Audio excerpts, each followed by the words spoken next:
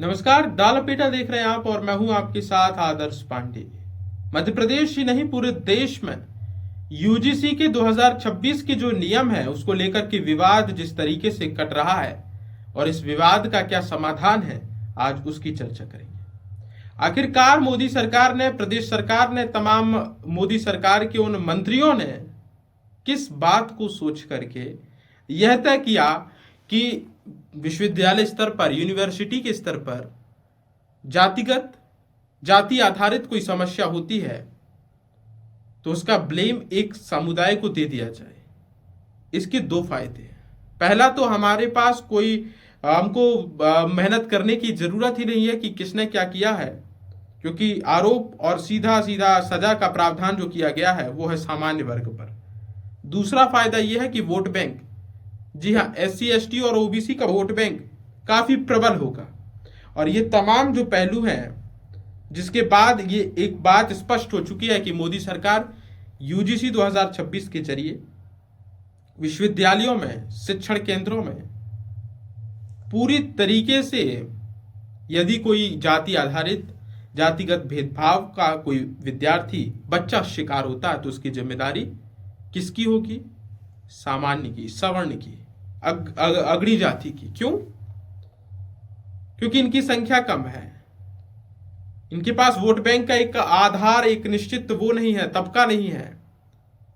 9%, 8%, 10% इनकी आबादी है तो सीधा नाम महेरी का। एक हमारे यहाँ कहावत है, तो इस कहावत के अनुरूप प्रदेश सरकार नहीं, पूरे देश में, अन्य राज्यों में, तमाम यूनिवर्सिटियों में यूनिवर्सिटी ग्रांट कमीशन यानी यूजीसी, शिक्षा मंत्रालय के अंतर्गत धर्मेंद्र प्रधान जिसके मुखिया हैं, उन्होंने एक फरमान सुना दिया है। फरमान ये है कि 2019 से लेकर 2023-24 के जो उन्होंने डेटा रखे हैं, भैया डेटा कुछ ये थे कि 173 मामले थे और वो बढ़कर के 378 हो गए।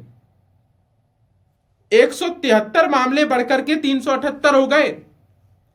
और इस बात पर जाति आधारित भेदभाव हो गया, 118% आंकड़ा बढ़ गया। और माननीय मंत्रालय ने कमेटी गठित करके दिग्विजय सिंह की मुखिया अध्यक्षता में क्या पारित किया? नियम ला दिया, कानून ला दिया कि भैया जो शिकायत करता है, शिकायत करने वाला, उसकी शिकायत झूठी होगी तो कोई बात नहीं, सच्ची होगी तो कोई बात नहीं, क्योंकि हलाल किसे होना है? सामान्य वर्ग को। और इस फरमान के साथ, 378 मामलों के साथ, 118% की बढ़ोतरी के साथ यह फरमान सुना दिया गया। कितना विरोधाभास है ये, कितनी दिलचस्प बात है कि एक तरफ संविधान हमें अनुच्छेद 14, अनुच्छेद 19 देता है, सभी को जीने का अधिकार है, समानता का अधिकार है, समता का अधिकार है, धार्मिक स्वतंत्रता का अधिकार है। फिर इस तरीके से मापदंड तय करना क्या उचित है? मैं आपसे समझना चाहता हूं कि यदि एक झूठी शिकायत की गई है, किसी व्यक्ति को फंसाया गया है, तो क्या झूठी शिकायतकर्ता पर, जो शिकायत करता है, उस पर कार्रवाई नहीं होनी चाहिए? और यदि कार्रवाई का भय होगा कि भैया तुमको रेस्टिगेट होना पड़ेगा, तुम झूठी शिकायत नहीं कर सकते हो, तो उसके अंदर भी भय रहेगा, वो किसी को यूं ही नहीं फंसाएगा। तो इन प्रावधानों को हटा दिया गया। और इससे क्या होगा? उत्तर प्रदेश और पश्चिम बंगाल के चुनाव में भारतीय जनता पार्टी को अच्छा बहुमत मिलेगा, संभावनाएं हो कि सरकार बन जाए। तो सरकार बनाना है, ताक पर रखना है किसको? सामान्य वर्ग को। आखिरकार ये उचित है, किस तरीके से उचित है, ये मापदंड क्या है, किन बातों को तय करके ये रखा गया, ये सोचने का विषय है। एक बात। दूसरी बात, अब जब 378 मामले आ चुके हैं तो भैया हो सकता है कि 1000-2000 बच्चे पढ़ रहे हो, यूं नहीं, 2000 नहीं, 10,000 मान लो। चलो 10,000 नहीं, 1 लाख मान लो शिक्षण केंद्रों में। 1 लाख भी नहीं, 4 करोड़ हायर एजुकेशन में, शिक्षण केंद्रों में बच्चे, विद्यार्थी पढ़ रहे हैं। मामले हैं 178 से 300। अब इनमें बढ़ोतरी हो गई 118% की। तो भैया जाति आधारित भेदभाव हो रहा है कॉलेजों में। और दो मामले आपको मैं बता दूं जिसके बाद ये पूरा मामला आया है संदर्भ में, और ये जिसके बाद ये पूरा मामला चल रहा है, 2 केस हैं।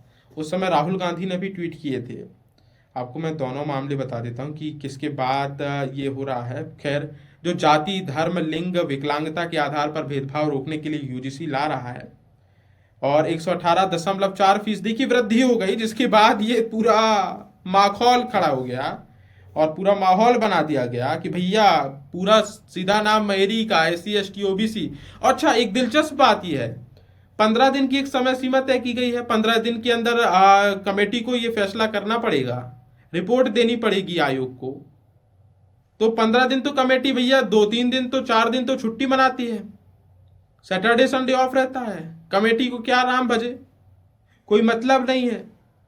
तो कमेटी ने कोई निष्पक्षता नहीं, कोई पारदर्शिता नहीं, तो सीधे सीधे ले लो भैया, किसके खिलाफ था तो नाम आ गया आदर्श पांडे का, ले लो भैया, कर दो रस्टिकेट। और ये भी नहीं है कि सजा के प्रावधान क्या है, अपराध करने पर क्या सजा देनी पड़ेगी, इसको लेकर भी कोई चर्चा नहीं की गई है, कोई उल्लेख नहीं किया गया है। पता नहीं बिन सिर बिन पैर के ये किसने अधिसूचित किया है, किसने लाया है, कौन है ये महानुभाव। ऐसे दिव्य व्यक्तियों के दर्शन करना भी बनता है भाई।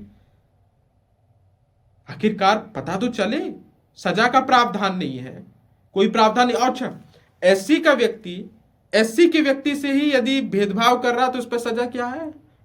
और ये सवाल जब आप ताक देंगे तो मुंह बाए रह जाएंगे। ये क्या बात कर दी, ये क्या पूछ लिया आपने? तो क्या SC का व्यक्ति SC के शोषण नहीं कर सकता? क्या OBC का व्यक्ति SC से शोषण नहीं कर सकता? नहीं नहीं नहीं नहीं नहीं, ये क्या पूछ रहे हो आदर्श? ऐसा तो हो ही नहीं सकता, क्योंकि शोषण करेगा केवल और केवल सामान्य वर्ग। सामान्य वर्ग पर ही ठेका डालने का पूरा प्रयास किया जा रहा है कि कॉलेजों पर अभी तक तो 378 मामले थे, पता नहीं 4 करोड़ में 378 मामले देख के ये बवाल खड़ा हो गया। वोट बैंक की राजनीति और पूरा माहौल बना लिया। सोचिए, कल्पना कीजिए, पूरा मामला, पूरा दोषारोपण डालना है, किसी को हटाना है तो सामान्य वर्ग को। और कई लोग ऐसे हैं जो सोचते हैं कि भैया हम तो कॉलेज पास आउट हो गए, तुम्हारा क्या, हमारा लेना एक, हमारा देना तो कोई मतलब नहीं है। अरे कल्पना कीजिए मेरे भाई, कल आपके बच्चे होंगे, आपका परिवार से कोई व्यक्ति होगा, झूठा किसी को फंसाया जाएगा, कोई तो प्रावधान कीजिए, संशोधित कीजिए। समता का अधिकार है, सभी को जीने का अधिकार है। वोट बैंक के लिए यदि आप इस तरीके से आपसी भाईचारा को बिगाड़ेंगे तो कैसे काम चलेगा? वसुदेव कुटुंबकम की नीति से चलने वाला ये देश है, और इस देश को यदि आप इस तरीके से बढ़ाएंगे, इस तरीके से नापेंगे, नाप तौल करेंगे, हाँ, क्या आपको लगता है कि आपसी भाईचारा, सौहार्द, गंगा जमुनी तहजीब के अंतर्गत रह पाएगा ये देश के बंधु लोग? क्या लगता है आपको? हाँ, खैर ये तमाम बातें हैं जिनको लेकर के बवाल कट रहा है, पर मैं आपको बताता हूं कि आखिरकार ये चरण आया ही क्यों, ऐसा क्या हो गया जिसके बाद ये फैसला करना पड़ गया। तो 10 साल बाद आपको बता दूं कि रोहित वेमुला की मौत हुई थी 2016 में, और 10 साल बाद सरकार ने कहा भैया काफी समय हो गया है, कुछ हुआ नहीं है, और रोहित वेमुला जी को न्याय मिलना चाहिए। ठीक है, न्याय मिलना चाहिए, पर 10 साल बाद ही आंखें क्यों खुली? जाति आधारित भेदभाव जो हो रहा था उसकी आंखें खुलना केवल 2026 में, पहले क्यों नहीं लिया गया आपके द्वारा फैसला? और फैसला लिया भी गया तो ना उसके सिर है, ना पैर है, ना छोर है, ना कुछ पता ही नहीं चल रहा है क्या चल रहा है, कुछ भी पता नहीं चल रहा है, स्पष्टता क्या है। सरकार के तो अधिकारी पागल है कि ये क्या हमने ला दिया, अब कैसे अड़िग रहे अपने पैरों पर, कैसे खड़े रहे। और मुझे मालूम है कि झुकना पड़ेगा, पर झुकें कैसे? अभी मान जाएंगे तो गंगा जमुनी तहजीब बरकरार रहेगी, भाईचारा में बरकरार रहेगा, सभी लोग आपसी में रहते रहेंगे, तो फिर मुद्दे कैसे लाएंगे, फिर वोट बैंक कैसे बनेगा? तो भैया कर दो खेला। 2016 के बाद 2026 में ला दिया, बवाल कट रहा, देश के लोग प्रदर्शन कर रहे हैं, किसी को कोई मतलब नहीं है, कोई पूछने वाला नहीं फॉरेन पॉलिसी पर, विदेश नीति पर, कितना टैरिफ बढ़ा भैया, यही आप आपस में लड़ते रहो, आपस में झगड़ते रहो, यही बचा है और यही सब कर रहे हैं।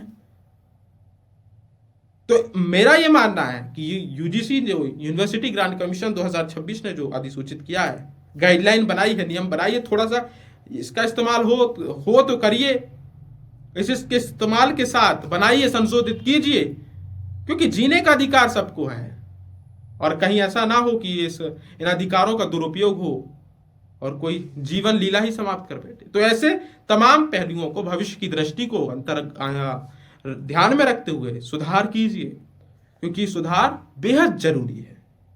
आपकी राय क्या, आपके विचार क्या है और यूजीसी के पास क्या विवेक है, क्या लगता है आपको?